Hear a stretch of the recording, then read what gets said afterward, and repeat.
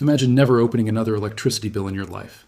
Imagine the meter outside your house just stops mattering. No more staring at that number every month. No more dreading the day it arrives in your mailbox.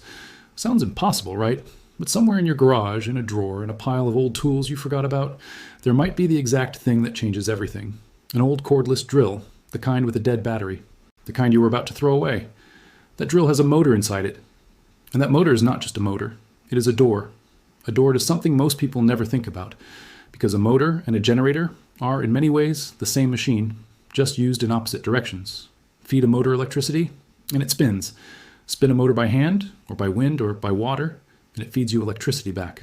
This is not science fiction. This is basic physics that has existed for over 100 years. And today we are going to walk through exactly how an old, forgotten, dusty cordless drill motor can become a real 24-volt power source. Stick with me, because by the end of this video, you will look at every broken tool in your garage completely differently. Before we go further, if you are new here, hit that subscribe button right now. Seriously, do it now while you are thinking about it. Because this channel is built for people just like you. People who are tired of paying for things they could be making themselves.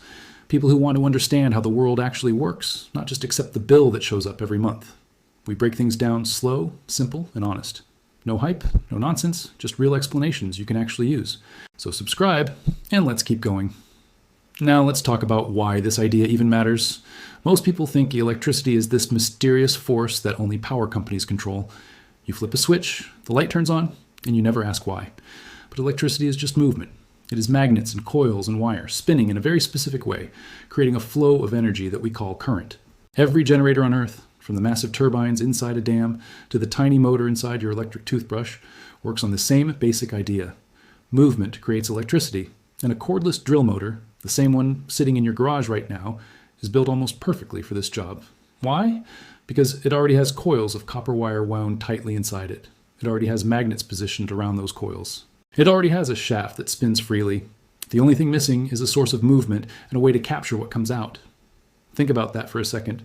The drill you thought was dead, the one with a battery that won't hold a charge anymore, still has a fully functional generator hiding inside it. You didn't need to buy anything fancy. You didn't need an engineering degree. You just needed to see it differently. This is the mindset shift that changes everything, not just for this project, but for how you look at every piece of old equipment sitting unused in your home. That old ceiling fan motor, that broken treadmill, that printer nobody uses, all of them contain small motors that can, in the right setup, produce usable electricity. But today we are focusing specifically on the cordless drill, because it is one of the easiest and most accessible starting points for anyone, even if you have never built anything electrical in your life. Here is what makes the drill motor special compared to other random motors you might find.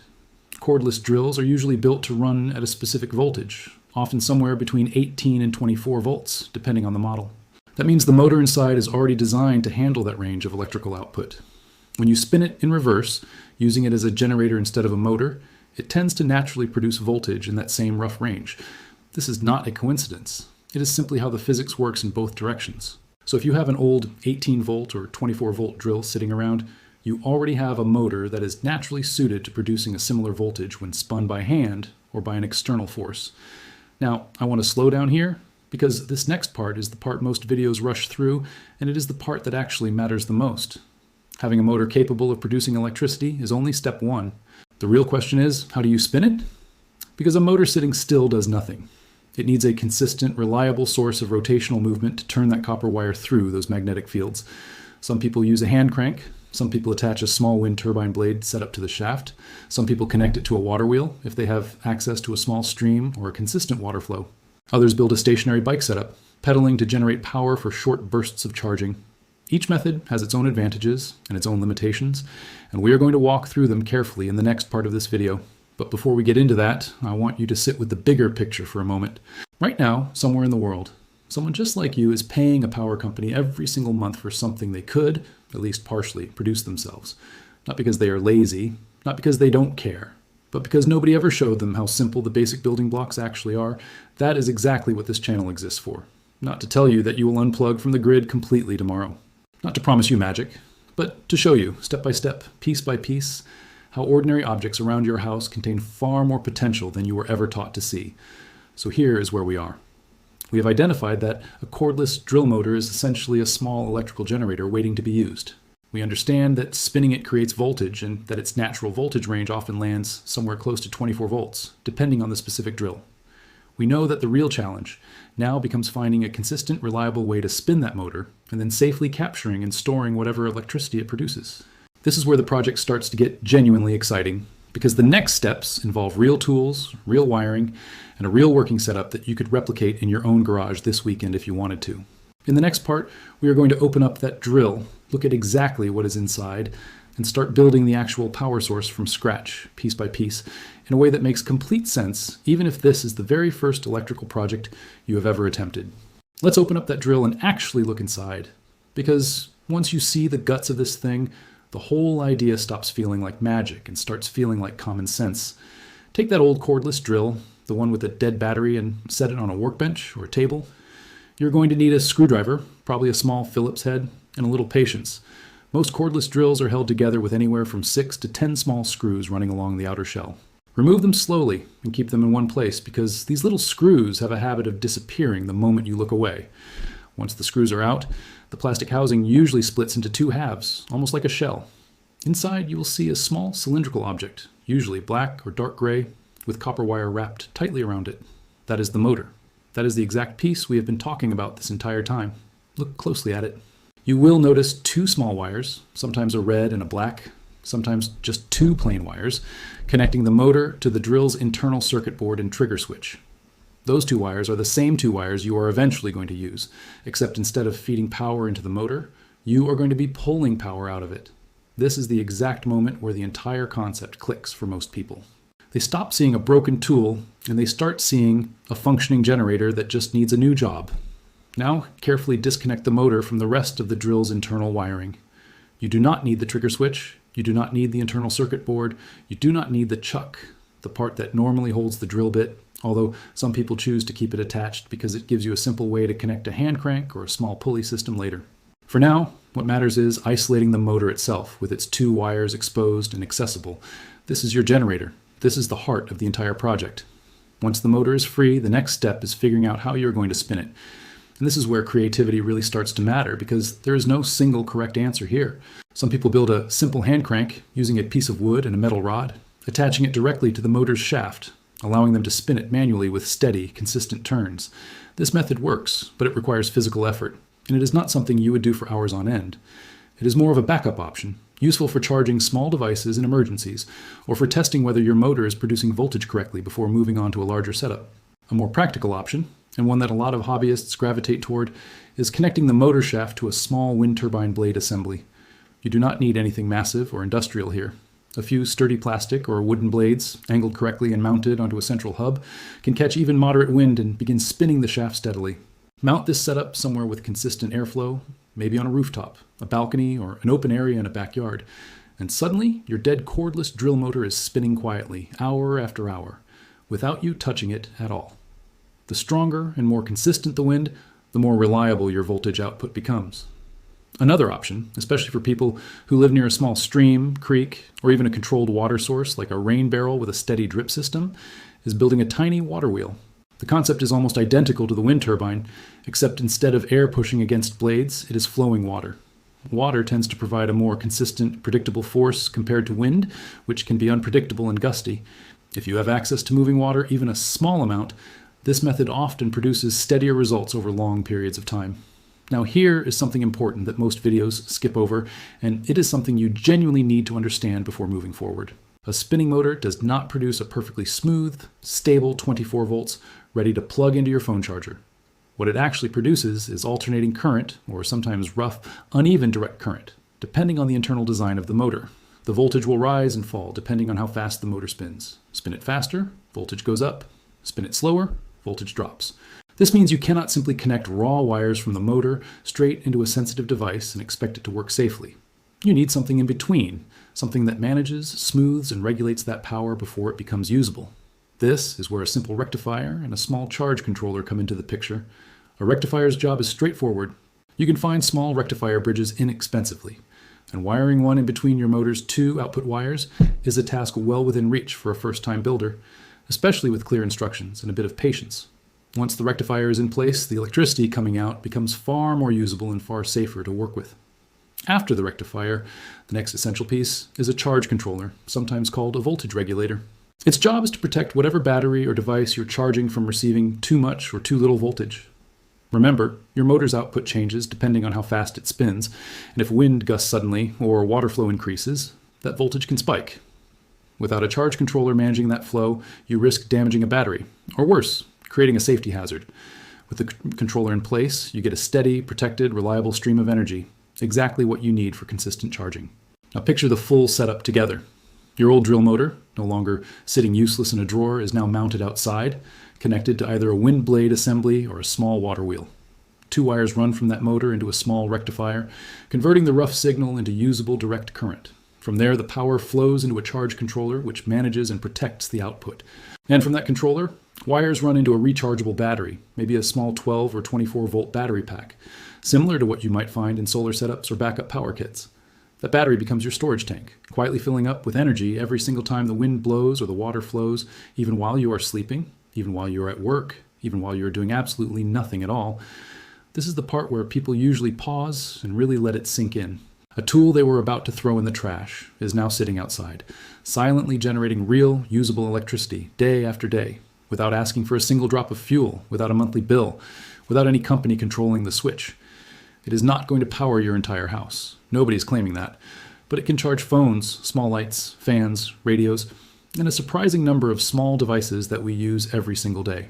And once you understand this basic principle, using one drill motor, you start realizing you could scale it. 2 motors, 3 motors, multiple small setups working together, feeding into a shared battery bank. Suddenly, the idea of significantly cutting your electricity bill does not feel far-fetched anymore. It feels like a project, a real, buildable, achievable project. And in the final part of this video, we are going to bring this entire idea together, talk about realistic expectations, safety, scaling the system further, and what this really means for your relationship with your power bill going forward. Let's talk honestly about what this setup can and cannot do, because that honesty is exactly what separates a real project from empty hype. This small drill motor generator is not going to replace your entire electrical grid connection. It is not going to run your refrigerator, your washing machine, or your air conditioner. Anyone who tells you that a single repurposed drill motor will completely eliminate your power bill overnight is not being straight with you. And this channel is built on being straight with you every single time. What this setup actually gives you is something smaller, but still genuinely valuable. It gives you a consistent trickle of free electricity, gathered quietly in the background, day after day, that you can use to charge phones, power small LED lights, run a fan, keep a radio going, or slowly top off a backup battery bank that you can rely on when you need it most. Over weeks and months, that trickle adds up. It becomes a habit. It becomes a small but real reduction in how much you depend on the grid for the little things. And that shift in mindset is honestly the most valuable part of this entire project. Because once you build one of these, once you take a motor out of an old drill and watch it actually generate real voltage on a multimeter, something changes in how you see the world around you. You stop looking at old tools, old appliances, old electronics as garbage. You start looking at them as raw material, as potential, as parts of a puzzle you now understand how to solve. That treadmill motor sitting in the garage, that broken bicycle wheel, that old ceiling fan nobody uses anymore.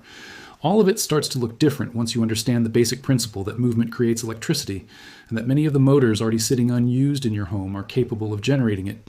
Let's talk safety for a moment, because this matters, and skipping it would be irresponsible. When you're working with any homemade electrical setup, even a small one like this, you need to be careful. Always double check your wiring connections before powering anything on. Make sure your rectifier and charge controller are rated appropriately for the voltage and current you expect your setup to produce. Do not connect the system directly to household wiring, and do not attempt to tie it into your home's electrical panel. This is a small, standalone charging system designed for small devices and battery banks, not a replacement for licensed electrical work. If you are ever unsure about a wiring step, slow down, research it properly, or ask someone with real electrical experience before moving forward. Building something with your own hands is empowering, but only when it is done carefully and safely. Now let's think bigger for a moment, because this is where the real excitement lives. Imagine you do not stop at one drill motor. Imagine you start collecting a few more old motors, from broken tools, from garage sale finds, from things neighbors were about to throw away. Each one, set up the same way, connected to its own small wind blade or sharing a slightly larger water wheel setup, feeding into the same central battery bank. Suddenly, you're not talking about charging one phone. You're talking about a small distributed home power system built almost entirely from things other people considered trash. This is not a fantasy. People all over the world, in both wealthy and struggling communities, have been doing exactly this for years, using basic mechanical principles and whatever materials they have access to reduce their dependence on expensive, unreliable power grids. What we walked through today is simply the entry point, the first step, the proof of concept that shows you it actually works, using something as ordinary and unassuming as an old cordless drill. Think back to the very beginning of this video, when I asked you to imagine never opening another electricity bill again. That was not a promise, it was a doorway, a way of getting you to see potential in something you would have otherwise ignored completely. Because the truth is, most people go their entire lives without ever asking a simple question: what else could this object do? We are trained to use things exactly as they were designed, and the moment they stop serving that one specific purpose, we throw them away.